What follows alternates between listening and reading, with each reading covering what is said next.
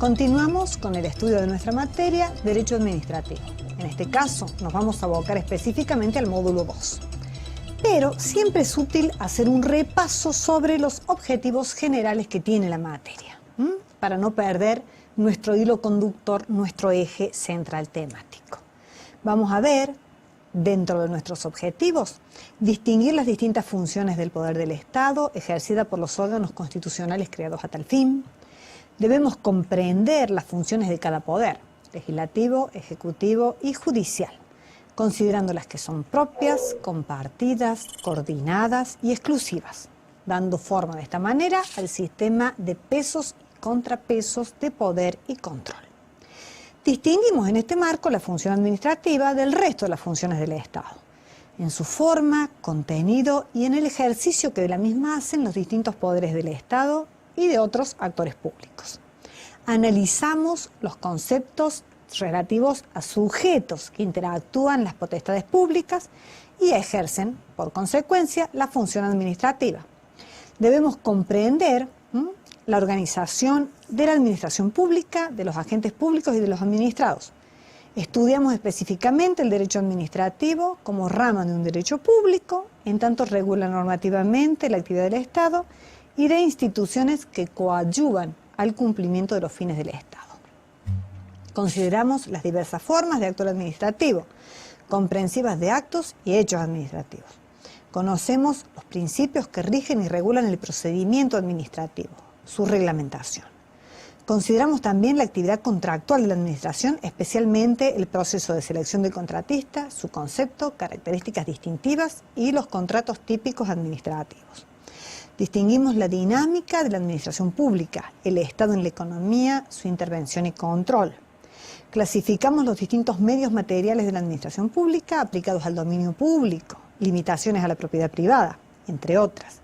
Analizamos la evolución y actual estado de la responsabilidad del Estado por su accionar y conocemos los mecanismos de control sobre el accionar de la función administrativa. Vemos los distintos esquemas que ya hemos desarrollado: derecho administrativo, sujetos de la administración, lo que hace específicamente al estudio del derecho administrativo, concepto, relación con otras ciencias y fuente, procedimiento administrativo, los recursos. Vemos la dinámica de la administración, Estado en la economía, servicios públicos, poder de policía y policía, los medios materiales de los que se vale la administración, dominio público, limitaciones a la propiedad y servidumbres. Analizamos, como dijimos anteriormente, la responsabilidad del Estado contractual y extracontractual. Vamos a ver la evolución, sobre todo de la extracontractual. Vemos el control de la administración por parte de distintos órganos especialmente creados a tal fin: Tribunal de Cuentas, Auditoría General de la Nación, Sindicatura General de la Nación, entes reguladores de control y el Defensor del Pueblo. Ahora que hemos visto estos objetivos generales, estamos en condiciones de ingresar de lleno al módulo 2, que es el punto que nos aboca en esta circunstancia. ¿Cuáles son los objetivos en que nos vamos a centrar ahora? Vamos a ver las distintas formas del actuar administrativo, es decir, la parte sustancial, el qué de la administración, de la función administrativa. Vamos a ver cómo actúan todos los sujetos con competencia administrativa comprensivas de actos y de hechos administrativos como una primera gran clasificación. Vamos a comprender la clasificación de las distintas formas jurídicas. Vamos a tratar de adentrarnos en los principios que rigen y regulan el procedimiento administrativo. Enfocamos las distintas reglamentaciones sobre la jurisdicción en la que se actúa. Consideramos la actividad contractual de la administración, especialmente proceso de selección del contratista, concepto y características distintivas, ejecución y conclusión, y vemos los contratos típicos de la administración. Bien, vemos que hemos definido ya anteriormente el derecho administrativo como un conjunto de principios y normas que rigen, que regulan una de las funciones del poder del Estado. ¿Cuál es la función administrativa? Y la protección jurídica del administrado respecto del ejercicio de ella. Vamos a ver que dentro de la parte sustancial de la función administrativa habíamos visto en el módulo 1 el quién, nos habíamos dedicado al sujeto. ¿En cabeza de quién? ¿Quién la actúa? ¿Quién ejerce la función administrativa? ¿Quién la desarrolla? El sujeto. En esta ocasión vamos a ver el qué, el contenido. ¿Cuál es el objetivo? ¿Cuál es la materia de la función administrativa? Y vamos a ver que la administración, la función administrativa, se ejerce fundamentalmente en una primera instancia por actos jurídicos y por hechos jurídicos. Ambos conceptos están definidos por el Código Civil, artículo 944, el de los actos jurídicos. ¿Cómo define el Código Civil a los actos jurídicos en general, en un pantallazo general? Los define como aquellos actos que van a generar, que exteriorizan una manifestación de voluntad destinadas a generar efectos jurídicos. Estos efectos jurídicos son la adquisición, la modificación y la extinción o pérdida de derechos y de obligaciones.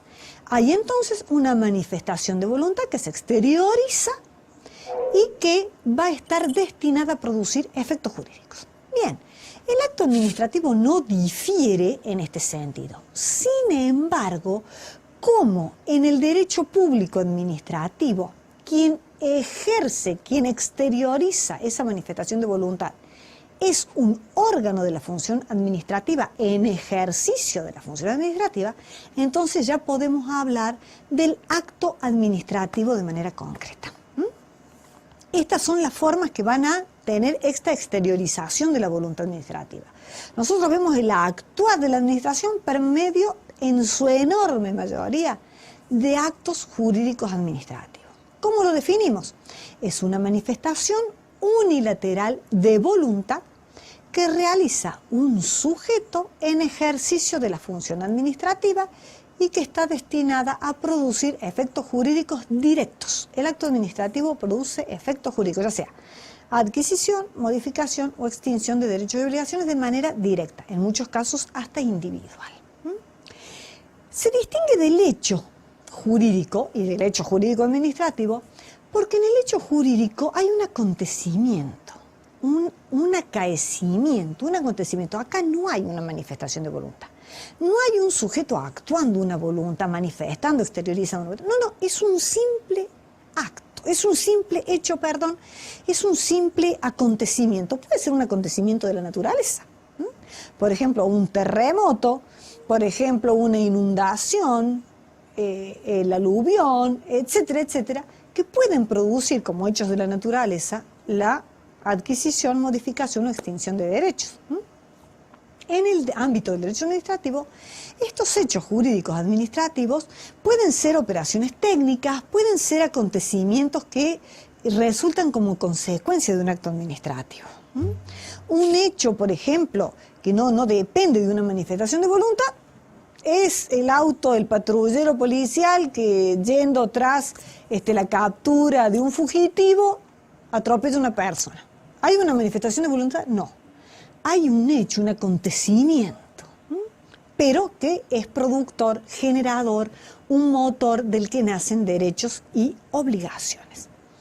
Los simples actos de la administración también existen, tienen efectos internos, por lo general son los simples actos internos de la administración o intraorgánicos, y se pueden distinguir también de los reglamentos. ¿Cómo distinguimos el acto administrativo del reglamento administrativo? Pues bien, el reglamento es una manifestación unilateral de voluntad, en eso se asemeja. Productora de efectos jurídicos, en eso se asemeja, pero que produce efectos generales. En eso se distingue. Cuando yo tengo un acto administrativo reglamentario de derechos generales que se aplican indiscriminadamente, ahí vamos a estar en presencia de un reglamento jurídico administrativo. No produce un efecto directo e individual, sino que produce un efecto general e indiscriminado. ¿Y el contrato administrativo en qué se diferencia como forma? En que aquí no hay una manifestación unilateral de voluntad, hay una manifestación bilateral. Son dos las partes que manifiestan su voluntad acordando una serie de derechos y obligaciones que van a tener efectos para las partes, y en el contrato administrativo también puede tener efecto hacia terceros. No olvidemos que para que estemos en presencia de un contrato administrativo, una de estas dos partes está en ejercicio del imperio del Estado, de la función administrativa. Bien, esto sería la forma, es decir, yo veo la cáscara, la caja, el caparazón. ¿Y el contenido?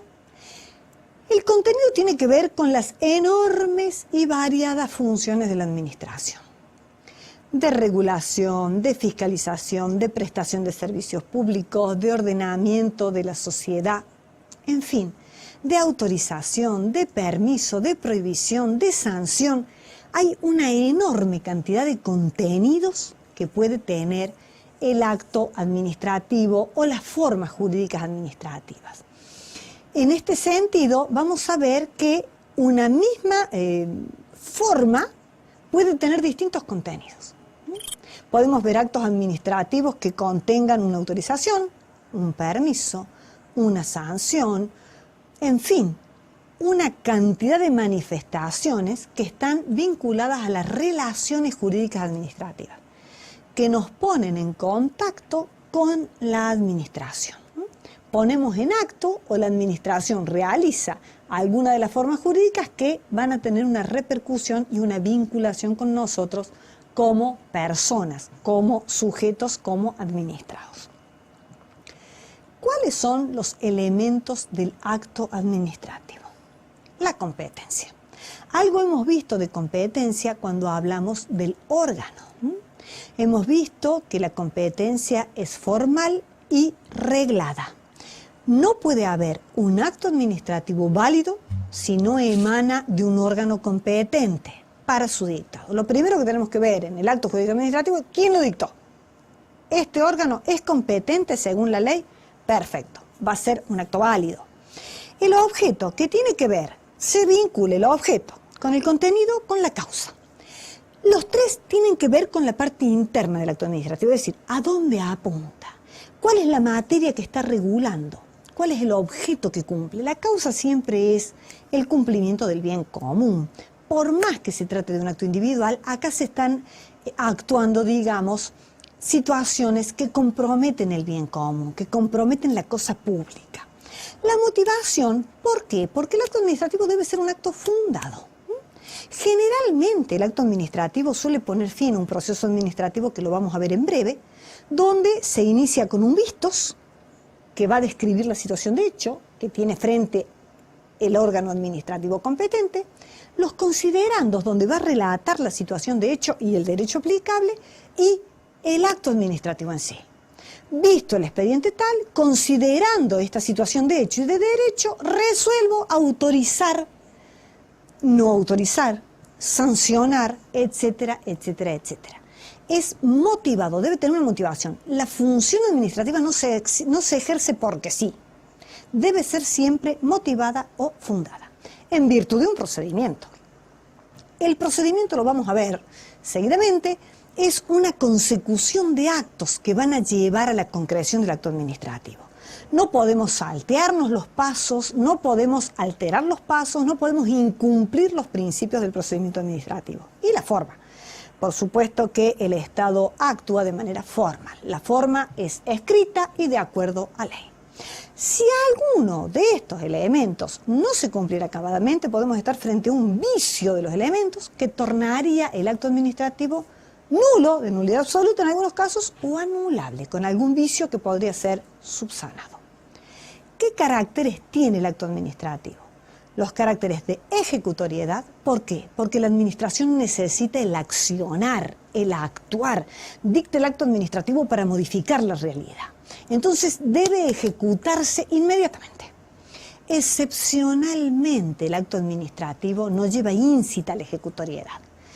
Si nada dice el acto administrativo en su redacción, debe entenderse que se ejecute inmediatamente. Además, el acto administrativo se presume legítimo, legal. Siempre se presume la legalidad. Se supone que la función administrativa actúa por órganos competentes que aplican la ley acabadamente. Pero esta presunción, como decimos los abogados, es iuris tantum. No es iure de iure, no es de pleno derecho, no es que el acto administrativo sea siempre legal. No, no. Se presume legal salvo prueba en contrario. Por eso podemos dar lugar en los vicios de los elementos o en el incumplimiento de estos caracteres de la presunción de legitimidad, lugar a las nulidades de los actos administrativos. En este caso, vamos a estar siempre por la validez del acto, porque lo que necesitamos actuar en ejercicio de la función administrativa es el acto administrativo como el gran, digamos, actor de la función administrativa. Estamos rodeados de actos administrativos de manera permanente en nuestra vida cotidiana que van a tener ejecutoriedad y que van a ser dictados en el marco de la legalidad.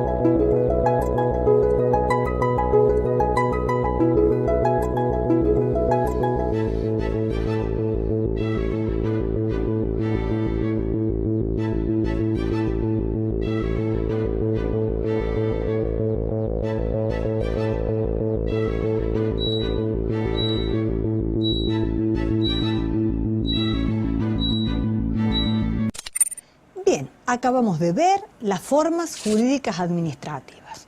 La reina de las formas es el acto jurídico administrativo. También hemos visto el hecho, el simple acto de la administración, reglamentos, contratos, todas formas del accionar de la administración. Hemos visto sus caracteres. Entre sus caracteres hemos visto cuáles son los elementos del mismo y hemos visto que uno de los caracteres y de los elementos del acto jurídico y de toda la forma jurídica administrativa es el procedimiento. Bien, señores, estamos en presencia de una función pública, de la función administrativa, totalmente normada, totalmente reglada, totalmente jurídica y regida por el principio de legalidad. ¿Qué significa esto del principio de legalidad? Debemos estar a la ley. Quiero como provincia llevar adelante un contrato para una obra pública. Ah, bárbaro, tengo que ir a la ley provincial de obra pública. Quiero como municipalidad autorizar la instalación de una fábrica dentro del ejido. Ah, bárbaro, tengo que ir al código de edificación y a ver si se han cumplido las normas, las leyes. No hay actividad administrativa sin una ley respaldatoria. En ese sentido, vamos a estar en presencia de uno, digamos, de los instrumentos del obrar administrativo, que es el procedimiento administrativo. Todo lo que yo quiera actuar como función administrativa desde el Estado tiene un procedimiento jurídico preestablecido de antemano. ¿Por qué? Porque en ejercicio de la función administrativa del Estado, los órganos que ejercen la función administrativa no tienen una autonomía de la voluntad propia. Actúan la voluntad pública y actúan la voluntad pública en representación del pueblo, de los ciudadanos. Si voy a necesitar presupuesto, estoy usando fondos públicos. Si voy a llevar adelante un accionar público, estoy haciéndolo en nombre de los administrados. No puedo actuar mi voluntad como quiera, de cualquier manera. No, debo sujetarme a un procedimiento. Ese procedimiento está estrechamente vinculado a la legalidad.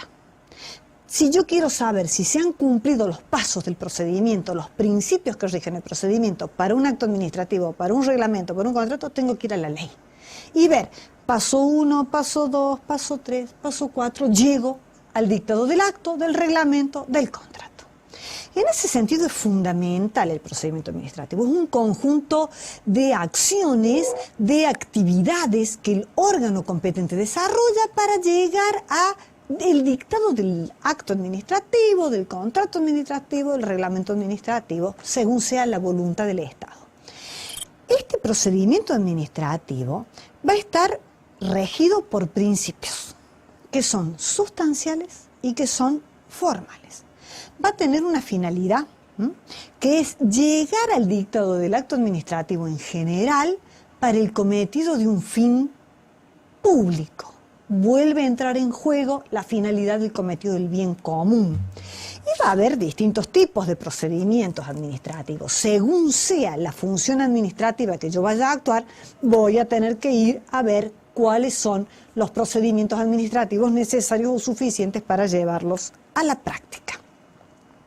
Lo importante de este tema es saber, hay un proceso que va a normar, que va a determinar la función administrativa. Y vamos a tener que sostener permanentemente el cumplimiento de principios sustanciales y formales. Por eso nos vamos a detener fuertemente en estos principios sustanciales. ¿De qué se trata?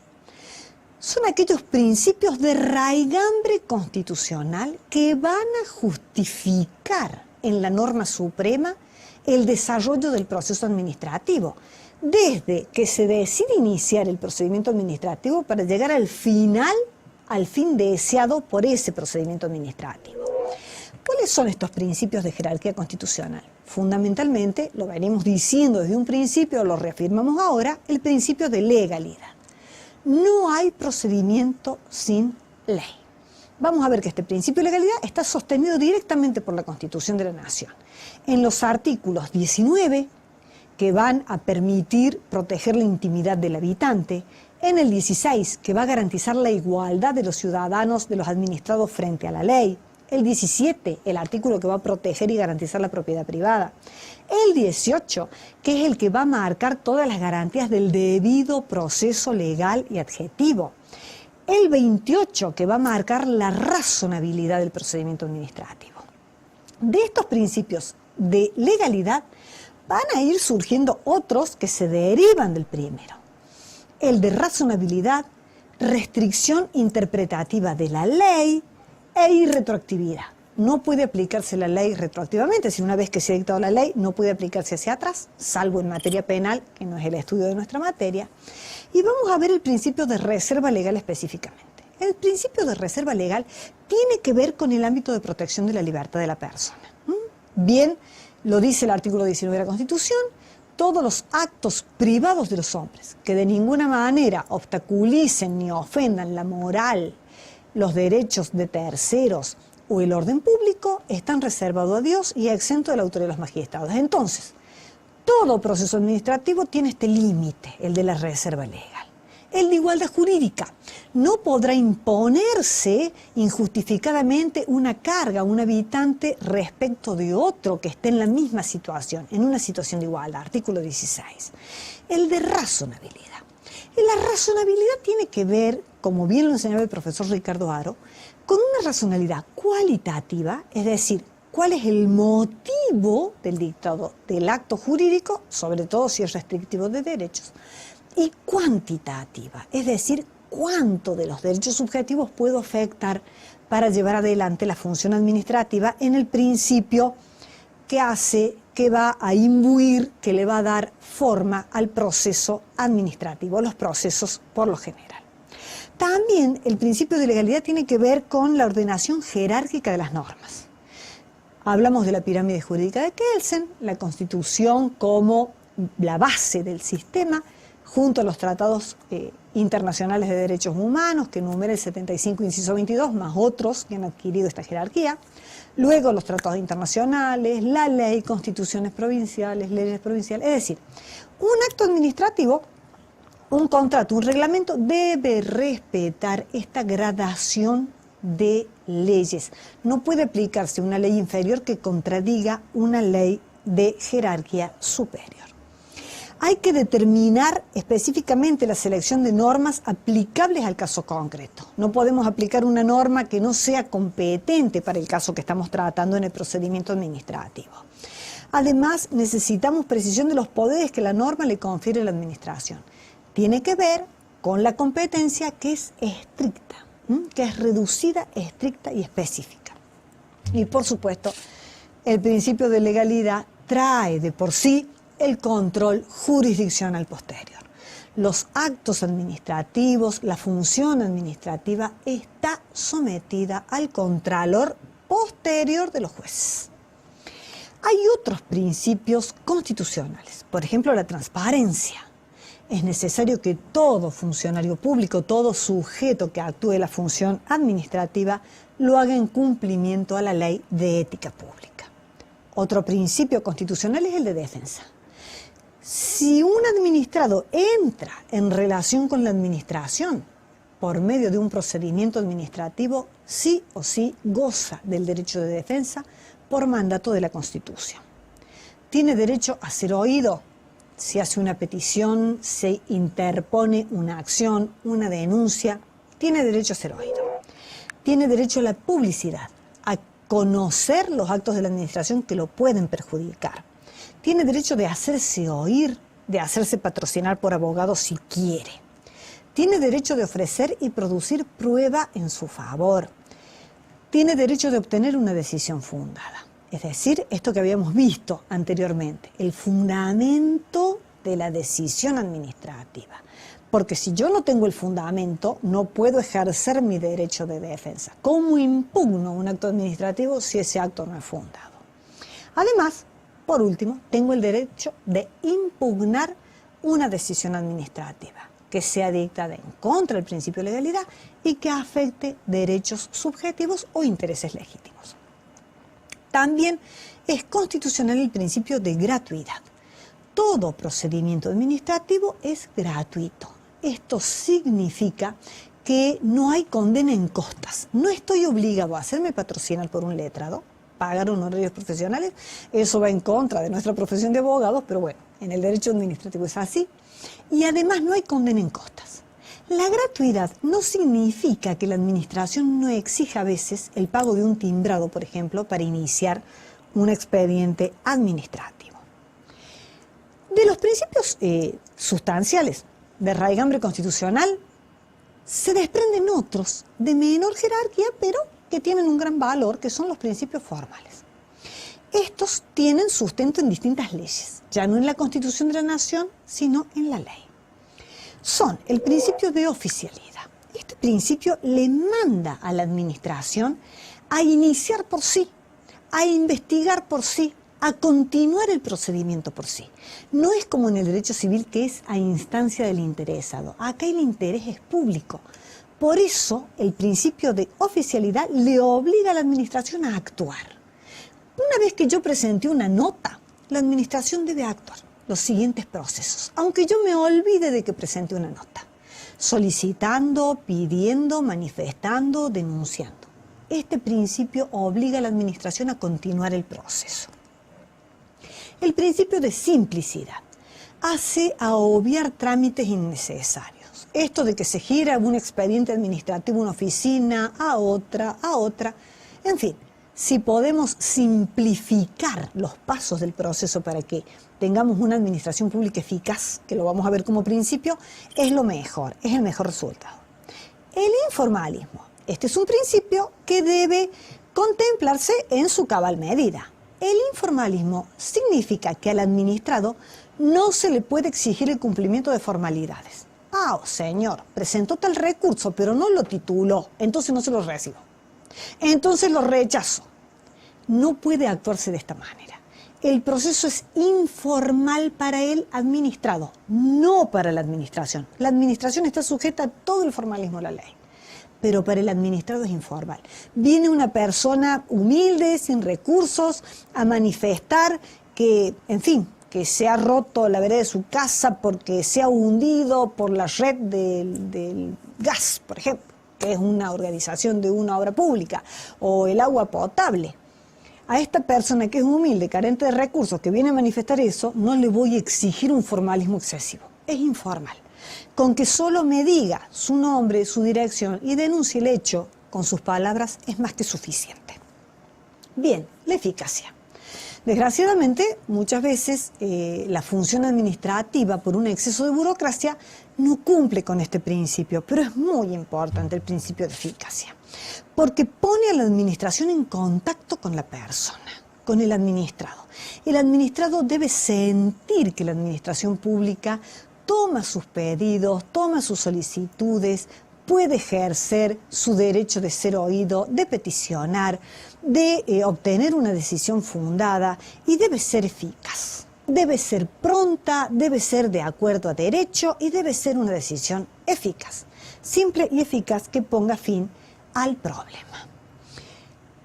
Hemos visto el acto administrativo, hemos visto su diferencia con otros procedimientos administrativos, hemos visto los procedimientos administrativos y hay una serie de procedimientos administrativos que van a lograr contraponernos a un acto administrativo que o bien ha sido dictado no respetando los principios constitucionales o no respetando los principios formales y que al mismo tiempo nos han lesionado a nosotros como habitantes, como personas en nuestros derechos subjetivos.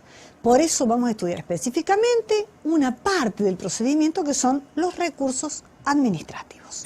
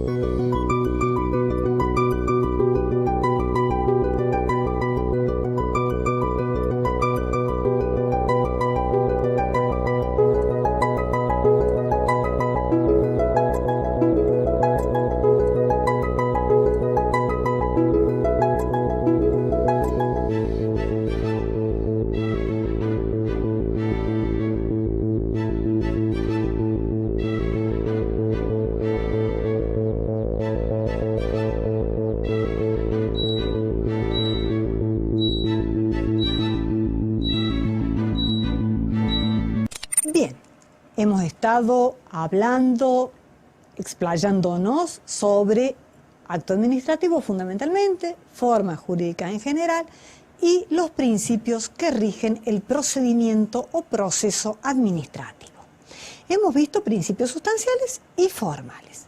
¿Qué pasa si la administración incumple con los pasos del proceso administrativo, si hay un vicio o defecto en la conformación del acto administrativo, si no se ha cumplido la legalidad de alguna manera, es decir, hay alguna antijuridicidad, algún incumplimiento a la ley, a los principios sustanciales o formales, y al mismo tiempo hay una lesión a derechos subjetivos de las personas o a un interés legítimo de un administrado.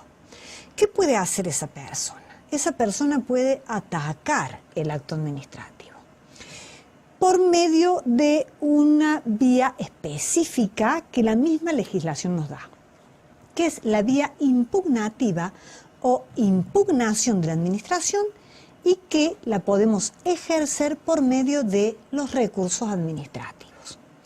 Este tema es interesante verlo con la ley de trámite administrativo en la mano. ¿Por qué? Porque la ley, el Código de Procedimiento Administrativo de la Nación, las leyes o códigos de procedimiento administrativo provincial y municipal, en la Nación, en cada provincia, en la Ciudad de Buenos Aires, en cada municipio, va a tener distinta forma de analizar estos recursos. Los va a nominar de distinta manera, va a tener distintos requisitos, va a tener distintos plazos de presentación, etcétera, etcétera. Entonces sería bueno que como futuros abogados nos pongamos a estudiar el procedimiento administrativo con la ley de trámite administrativo en la mano, para ver, inclusive hay un capítulo destinado a los recursos. Vamos a tratar de verlos en el orden nacional. Generalmente las provincias reproducen este tipo de lenguaje, pero puede ser que en una provincia un recurso que para la nación se denomine de jerárquico, a lo mejor la provincia es de apelación mayor o indistintamente y es el mismo recurso. Se denomina de otra manera, pero estamos frente al mismo recurso. ¿Cuáles son estos recursos? Primero de todos, digamos, es generalmente contemplado en todos los órdenes jurídicos, el de reconsideración. ¿Qué se persigue? ¿Cuál es el objeto del recurso de reconsideración? Es lograr la modificación de una decisión administrativa, de un acto jurídico administrativo. ¿Por qué? Porque es antijurídico, ha violado la legalidad y porque afecta derechos individuales o intereses legítimos. Acá hay, digamos, una legitimación la persona que interpone el recurso debe demostrar su interés en hacerlo. Es titular del derecho o se le ha lesionado un interés legítimo. Además, debe hacerlo dentro de los plazos en que cada ley lo determina. ¿Y cuál es el objeto? Es profundamente que se modifique esta resolución. Si se me ha denegado una autorización, pues señor, revíselo, porque quiero que reconsidere esta resolución. Se denomina recurso de reconsideración, de reposición, de oposición, etcétera, etcétera, según cada ordenamiento jurídico. Es interpuesto ante el mismo órgano de quien emanó el acto administrativo. El objeto es atacar un acto administrativo definitivo. ¿Por qué? Porque hay actos administrativos definitivos que ponen fin al proceso y hay actos que son de mero trámite, que son los pasos internos que va teniendo el expediente en el procedimiento administrativo. ¿Puedo atacar un acto de mero trámite? Sí, puedo atacarlo. Únicamente en el caso de que lesione un derecho subjetivo que no pueda ser subsanado al final del procedimiento administrativo. Pero por lo general lo que se ataca es el acto administrativo definitivo. Cuando se ha emitido la resolución final, visto, considerando, resuelvo. Ataco esta resolución y le pido al mismo órgano que lo dictó que lo modifique. De alguna manera hay efectos respecto del sujeto. ¿Por qué? Porque la competencia del órgano administrativo termina al dictar el acto. Si yo interpongo un recurso, amplío su competencia. Le pido, señor, revea, reconsidere. También hay un efecto respecto de los plazos. Hay veces que esta ejecutoriedad del acto administrativo se ve interrumpida. Entonces no se ejecuta hasta tanto no se resuelva el recurso. Otro de los recursos que generalmente está contemplado en todos los órganos jurídicos es el jerárquico. Si bien se presenta ante el mismo órgano que dictó el acto, lo resuelve el inmediato superior. Si un director dicta un acto, una resolución, por ejemplo, otorgando o denegando personería jurídica, en su caso, un recurso jerárquico va a ser interpuesto ante el mismo órgano para que él lo eleve al superior, al ministro, y va a ser este el que resuelva en definitiva.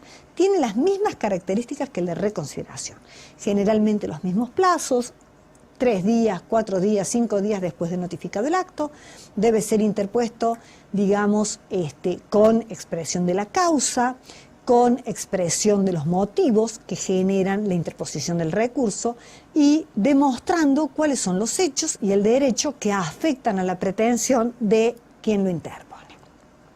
El recurso de alzada es un recurso que se interpone, es muy parecido al jerárquico, pero se interpone cuando el acto administrativo es producido por un órgano descentralizado. Se produce un acto de un órgano descentralizado, por ejemplo, la empresa provincial de energía de Córdoba me ha quitado a mí el medidor de la luz sin motivo alguno. Aduce que yo omití el pago de una factura, lo que no es cierto, yo lo compruebo, interpongo un recurso de reconsideración. Señor EPEC, restitúyame el medidor. Me lo deniegan. ¿Qué hago? Voy a un jerárquico, pero es una entidad descentralizada. Está fuera de la organización, digamos, de la organización administrativa central del Estado. Entonces se interpone un recurso de alzada para que lo revise el ministro del área. En este caso será el ministro de Obras y Servicios Públicos.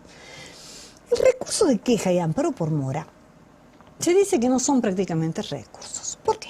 Porque ambos se interponen ante el silencio de la administración. Yo hago una petición, interpongo un escrito, una demanda, una denuncia, una solicitud y la administración nada me dice. Yo necesito el acto administrativo. Quiero abrir un comercio. Voy a la sección de habilitación de negocio de la municipalidad, presento todo el expediente, pasa el tiempo y no me dicen nada. Ni sí ni no.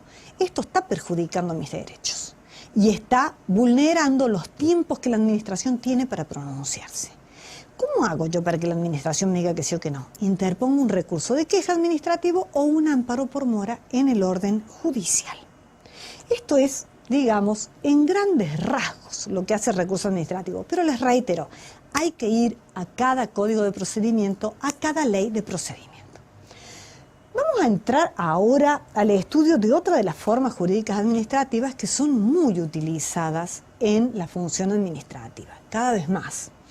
Vamos a empezar a hablar del contrato administrativo. El contrato administrativo es un capítulo muy importante del derecho administrativo que ha sido tratado por todos los autores. No van a ver una obra de derecho administrativo que no se aboque y seria y largamente al estudio de los contratos administrativos.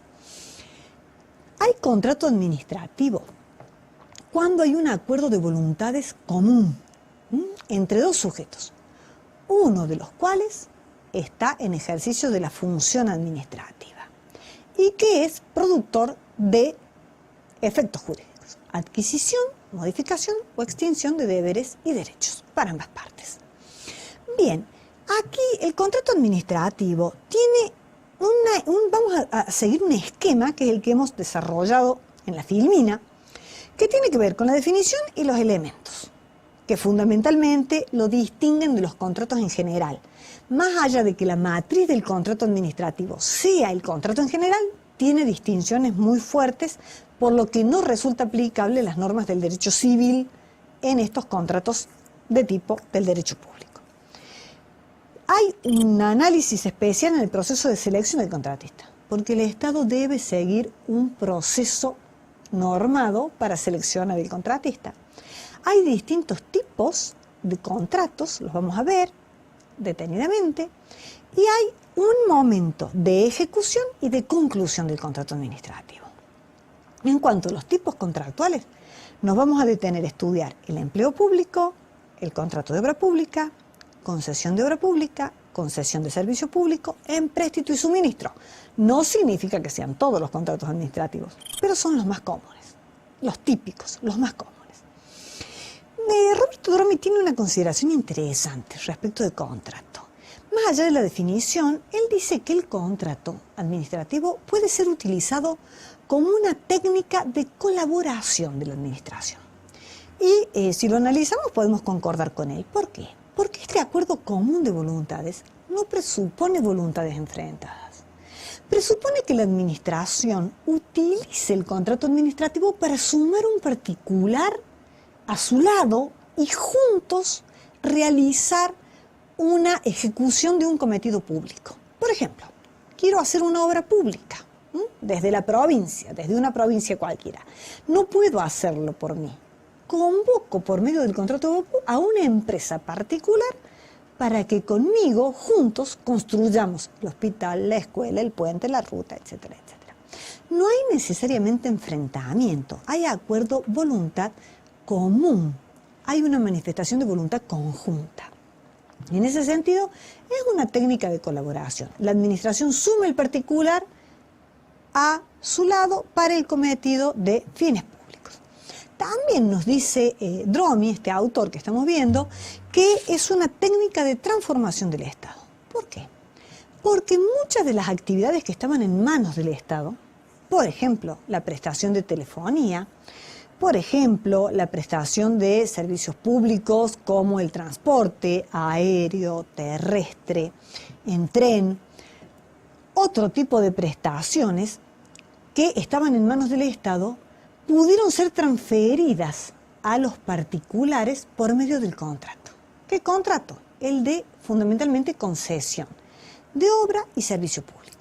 Antes el Estado hacía y mantenía por sí una obra pública esencial como es la ruta, el camino, y a veces el Estado carecía de fondos para hacerlo. La obra se deterioraba, había problemas, baches, mantenimiento, etc. Entonces, una forma de sumar a un particular para lograr el cometido público de que la obra pública, es decir, la ruta en este caso, esté bien, es el contrato de concesión de obra pública. Por ejemplo, el Estado antes tenía a su cargo la telefonía, todo lo que es la prestación de servicio de comunicación telefónica. Como no podía prestarlo el Estado porque le exigía grandes inversiones, convoca a particulares, en este caso de nuestro país, a dos grandes empresas internacionales, para que por medio de un contrato de concesión de servicio público quede a cargo de particulares, por supuesto con el Contralor y con la fiscalización del Estado. Por eso dice Dromi que ha sido, digamos, tomado por las leyes de transformación del Estado de allá del año prácticamente 1990-91, la ley 23.696 y 23.697 de reforma del Estado para transformar el Estado, digamos, en el sentido de desprenderse de actividades que prestaba el Estado por sí para irlas transfiriendo a los particulares. Tenemos un concepto de contrato administrativo y una distinción sobre la que vamos a adentrarnos entre contratos administrativos y contratos privados o del derecho civil. La matriz de los contratos está en el derecho general, en el derecho civil. Sin embargo, el contrato administrativo toma un desarrollo, una entidad tal, que hace que se separe. Si bien toma los conceptos de derecho civil, hace que se separe y que tome una entidad suficiente, características propias suficientes para estar regidos por el derecho público y no por el derecho privado. Sabemos que el Estado actúa siempre como persona jurídica única, constitucional y pública. No es que actúa como público o como privado, no, siempre actúa como persona de derecho público. Requisitos de competencia, de forma, de cumplimiento del procedimiento, siempre están presentes en el Estado, aunque celebre contratos del derecho civil. ¿Cómo se distingue el contrato administrativo del resto de los contratos? Según los sujetos intervinientes. Uno de ellos, acá en los contratos civiles, rige la autonomía de la voluntad. Las dos partes están en igualdad de condiciones. Hay una relación de igualdad. En el contrato administrativo no. Hay una relación de superioridad. Uno de los sujetos está en ejercicio de la función administrativa. En cuanto al objeto, en los contratos de derecho civil, al estar firmados, circunscriptos por particulares, van a satisfacer el interés de esos particulares. El Estado tiene muy poca injerencia en este tipo de contratos. En cambio, en los contratos administrativos, acá hay un fin de cometido público. Yo voy a ejecutar una obra pública que es la escuela para satisfacer la necesidad de educación, el hospital público, la ruta por la comunicación. Voy a comprar los elementos que necesito para, digamos, la prosecución de la tarea diaria en el Estado. Contrato suministro. Voy a contratar empleados públicos para que sean agentes de la administración. Contrato de empleo. Es decir, siempre hay un objetivo de cumplimiento del bien común, del fin público. Y el régimen jurídico es diferente. Para los contratos civiles se va a aplicar el derecho civil y comercial. Para los contratos de derecho administrativo hay una regulación específica. Son de derecho público con prerrogativas públicas especiales. Hemos dicho que siempre que intervenga el Estado no hay dos regímenes jurídicos, siempre es el derecho público. Conceptos como competencia, procedimiento, voluntad, forma, son siempre regidos por el derecho público. Hay una inexistencia de aplicación del derecho privado. ¿Qué características tenemos? Específicas. Objeto, cometido de intereses públicos o el bien común. Participación de un órgano estatal o un órgano en ejercicio de la función administrativa y prerrogativas especiales de la administración. Yo los voy a invitar a que veamos un video cómo se inaugura, digamos, obra pública que se ha realizado fundamentalmente por medio de un contrato de tipo administrativo, un contrato público. Una vez que veamos el video, vamos a volver sobre este tema interiorizándonos de los otros caracteres que el contrato administrativo presenta. Bueno, muy buenas tardes a todos y a todas. Realmente recorrí íntegramente este espacio, un espacio, diría, inédito en la ciudad de Buenos Aires. Quiero agradecer la presencia de José Pepe Num, que fue el mentor de este espacio.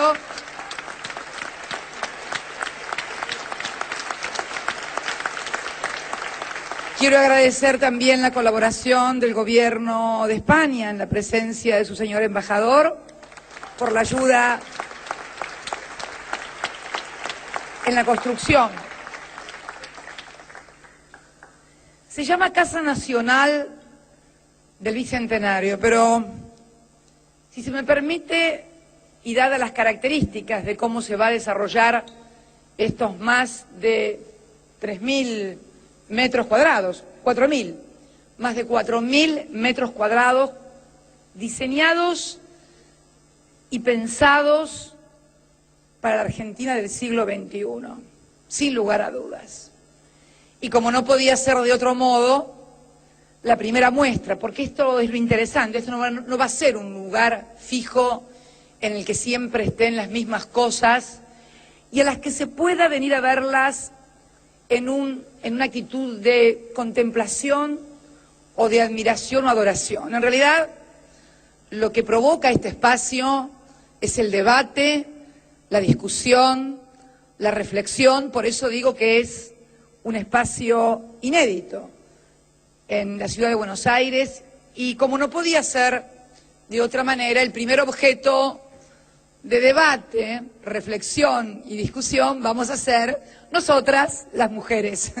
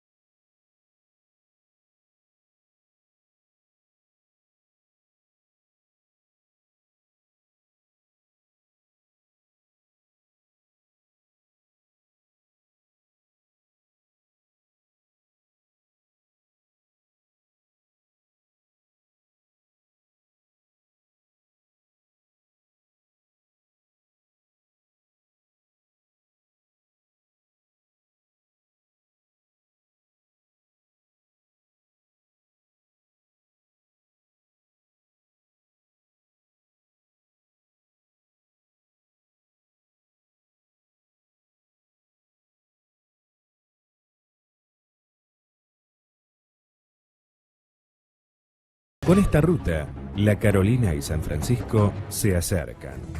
Hoy la separan casi 200 kilómetros y desde enero, con la ruta número 9 terminada, serán solo 33.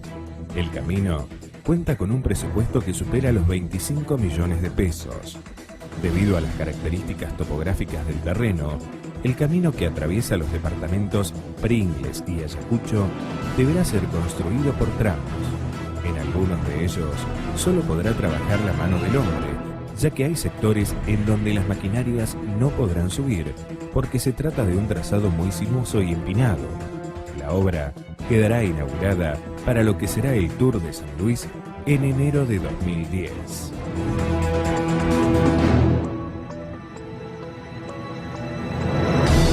La construcción del camino por Ruta 9, que une La Carolina y San Francisco a través de la Pampa de la Invernada, no solo acortará distancias desde enero, sino también fomentará el turismo, la comunicación y hasta fortalecerá los lazos familiares.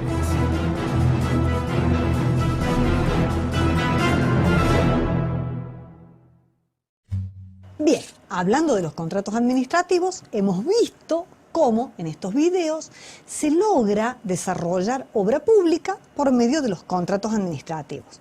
La obra pública tiene distintos caminos. Una es cuando el Estado la ejecuta por sí, por medio de sus órganos, lo que es muy difícil de lograr ahora por una cuestión de financiamiento. La obra pública es muy cara, sobre todo la que acabamos de ver de ruta, de camino. Es carísima, es la obra pública más cara de todas, es la ruta. Y entonces es necesario que la administración pública tome el contrato administrativo como un instrumento para poder cumplir con estos cometidos públicos. Ha sido muy interesante ver el video para darnos cuenta de hasta qué punto nos sirve este instrumento para llegar a lograr la obra pública y que va a satisfacer necesidades colectivas. Bien, hemos visto en la definición de contratos que hay distinciones, hay características distintivas. Sujetos, hemos dicho varias veces que la administración modifica la estructura en cuanto a sujetos. La voluntad y el consentimiento deben manifestarse de acuerdo al órgano estatal o al órgano que ejerce la función administrativa según las normas de derecho público. Hay que ver si tiene competencia, si es un órgano simple o colegiado. En cambio, el particular tiene que respetar las normas de la capacidad del derecho civil. Tenemos que analizar, como dijimos anteriormente, la competencia para el sujeto público estatal, la capacidad para el individuo. En cuanto al objeto del contrato, pueden ser obligaciones de dar, de hacer, de no hacer, según cada uno. Y sí está sujeto a una serie de formas y formalidades que le van a dar validez. Eso lo vimos cuando vimos recientemente procedimiento administrativo. Por eso decimos que entre sus caracteres está el formalismo, vinculado fundamentalmente a la validez y a la eficacia del contrato. Si no se cumple el procedimiento administrativo de contratación, vamos a estar frente a una posible nulidad o anulabilidad del mismo. Hay que cumplir entonces requisitos de forma y de procedimiento.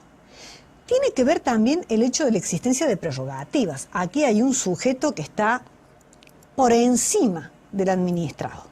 Se quiebra el principio de igualdad jurídica del derecho civil y se exige, por ejemplo, un procedimiento especial para seleccionar el contratista. Lo vamos a ver. Hay una desigualdad jurídica. En cuanto a la administración, está en un plano de superioridad. Hay que adaptar el contrato a las necesidades públicas. ¿Puede la administración modificar el contrato en su ejecución? Si esto es necesario para cumplir con la finalidad. ¿Puede el contrato contener cláusulas exorbitantes que le den a la administración un plus de injerencia, de dirección, de control? Cláusulas que serían, digamos, ilegítimas en el derecho civil, hasta ilegales. Hay derechos y obligaciones personales e indelegables. No se puede delegar las obligaciones y los derechos que surgen del contrato administrativo. Por eso la cesión del contrato procede únicamente con autorización de la administración. Y a contrario del contrato civil, que tiene solo efecto entre las partes, el contrato administrativo tiene efecto y puede tenerlo respecto a terceros. También puede involucrar usuarios en el caso de la concesión de obra o servicio público. Bien, hemos dicho que en cuanto al procedimiento hay requisitos especiales puestos en la administración para seleccionar el contratista. El Estado no puede contratar con quien quiera, porque esto nos llevaría a la arbitrariedad y a la falta de transparencia y a privilegiar el amiguismo por sobre la capacidad y la idoneidad. Es necesario que el Estado tenga un procedimiento especial para elegir el contratista. El que más se utiliza es el de la licitación pública, regido fundamentalmente en la Ley Nacional de Obra Pública. Tiene la licitación pública una serie de principios que lo rigen. En definitiva, es una invitación a oír a ofertas. Tiene etapas, una etapa preparatoria. Dentro de la administración decide llevar adelante el contrato, va a preparar, va a hacer un estudio sobre el objeto del contrato, sobre su preparación, sobre sus requisitos, una serie de análisis y estudios. Cuando llegue a la conclusión de que ha decidido hacerlo, ahí termina la etapa preparatoria. Esta etapa preparatoria también incluye la confección de los pliegos, es decir, los pliegos por los que voy a llamar a la licitación. En la etapa esencial, los pliegos se publican, se dan a conocer, se convocan por medios oficiales y privados a los particulares a presentar ofertas. El pliego se compra y se presenta en sobre cerrado la propuesta. Aquí los oferentes están en igualdad de condiciones. Hay distintos principios que lo rigen, el secreto, por ejemplo, y la igualdad. Una vez que concluye esta etapa, se tiene lugar la etapa integrativa, que es cuando se abren ya las propuestas y el Estado selecciona la más conveniente. Puede ser que la más conveniente no sea el menor precio.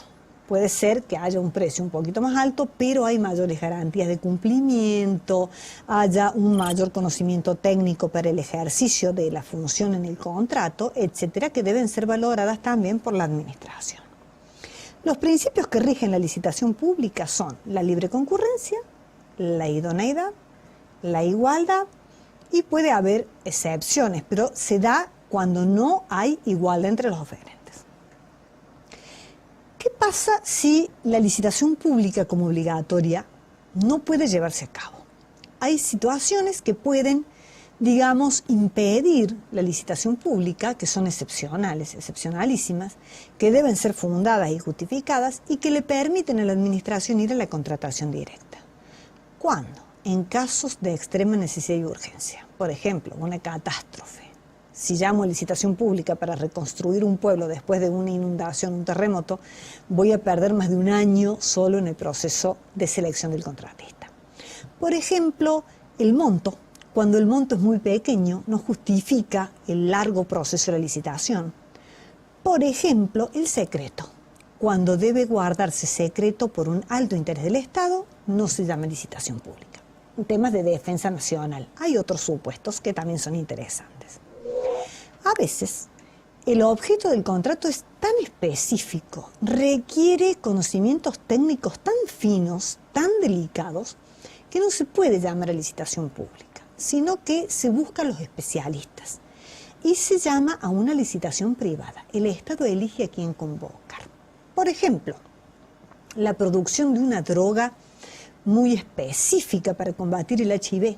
Quizá no todos los laboratorios la hagan, a lo mejor son 2 laboratorios, 3. Entonces, ¿para qué voy a llamar una licitación pública? Voy a llamar a esos privados. Por ejemplo, el tendido de ruta, el video que acabamos de ver, es una obra pública muy específica, necesita conocimientos técnicos, materiales, maquinarias, muy especiales. Entonces a veces son 2 o 3 empresas nada más las que están en condiciones de hacerla. No voy a llamar a licitación pública, sino a licitación privada. Bien, el concurso público es un mecanismo de selección sobre todo para el empleo público. Se utiliza mucho en la docencia y sería bueno que se utilizara en todos los cargos de la administración. Acá lo que se evalúa es la idoneidad de la persona. Tiene 2 etapas: presentación de antecedentes, oposición y entrevista por lo general. Después, la contratación directa ante el fracaso de la licitación pública o en circunstancias especiales. El remate público es para el contrato de empréstito público. Cuando el Estado logra autorización legislativa para endeudarse, emite títulos de la deuda pública y los ofrece en remate público. Esa es una forma de selección del contratista por medio de la bolsa de valores.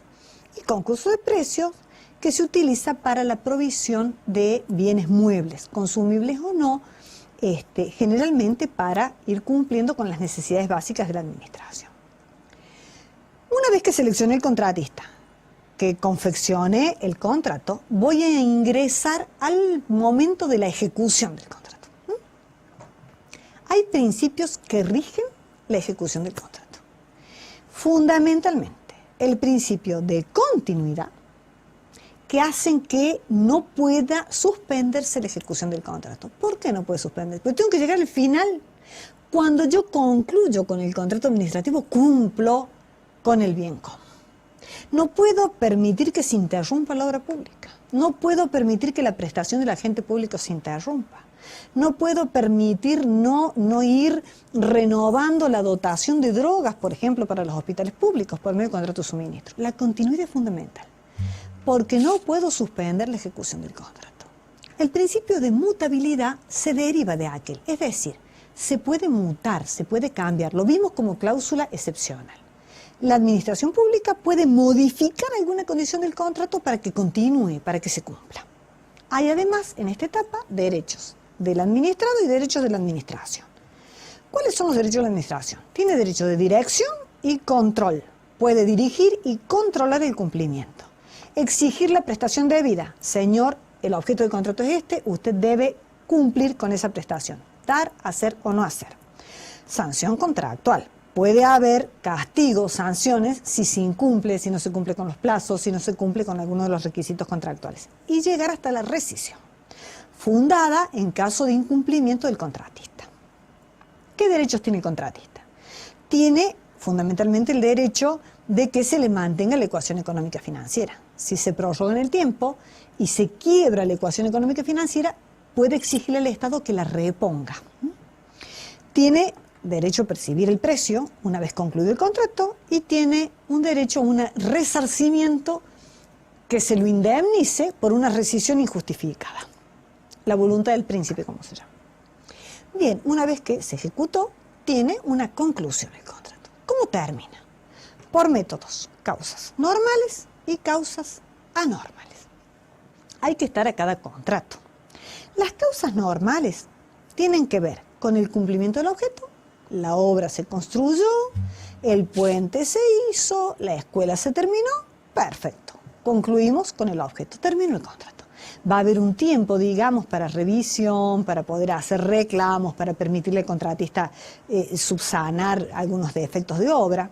Eso no significa que no haya concluido. Es un ejercicio posterior. O bien, expiración del término.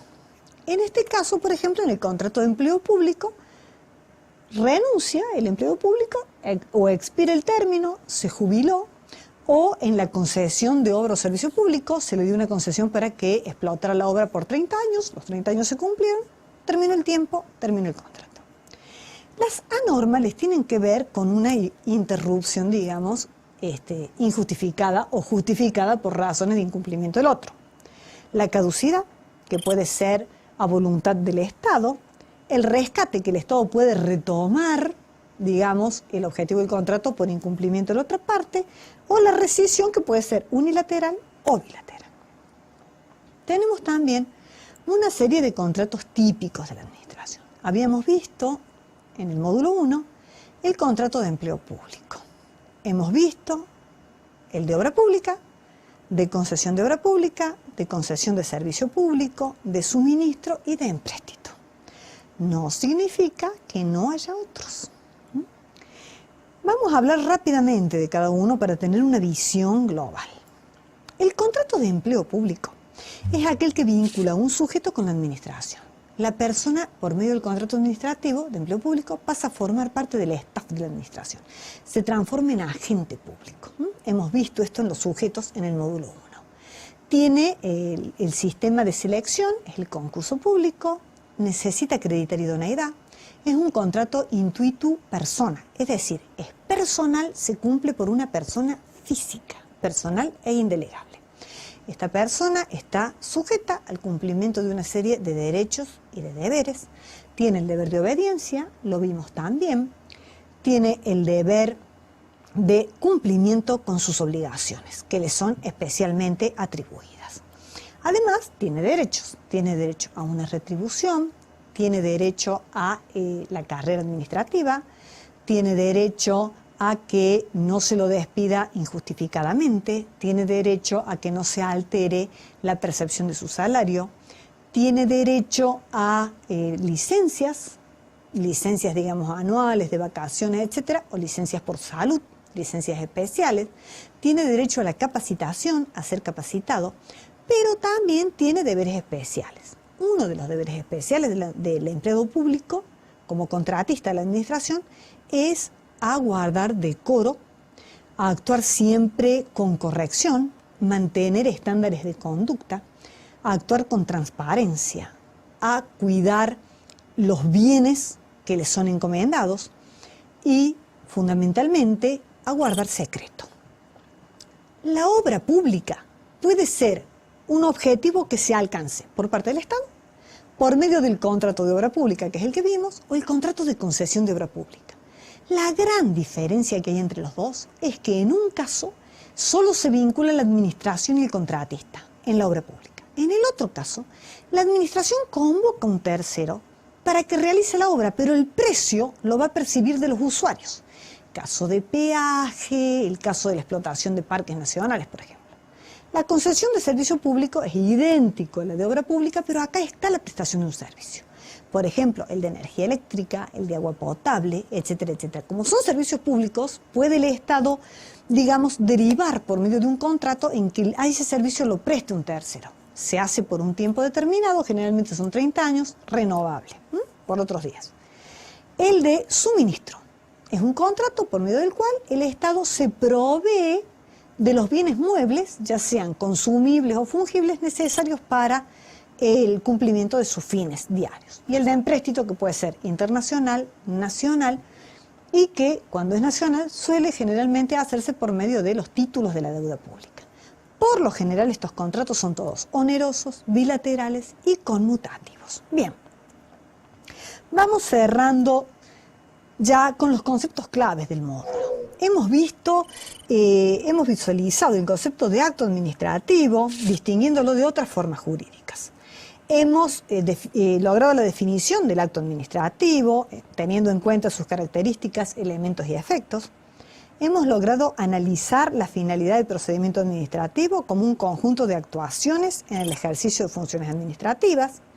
Distinguimos también los principios sustanciales de los formales. Ambos rigen el acto administrativo y el procedimiento administrativo. Hemos reconocido los procedimientos de impugnación administrativa por medio de los distintos recursos y hemos también estudiado, hecho hincapié en el contrato administrativo, proceso de selección del contratista, elementos, distinciones, ejecución y conclusión, con lo que prácticamente damos fin al estudio del módulo 2 de nuestra materia Derecho Administrativo.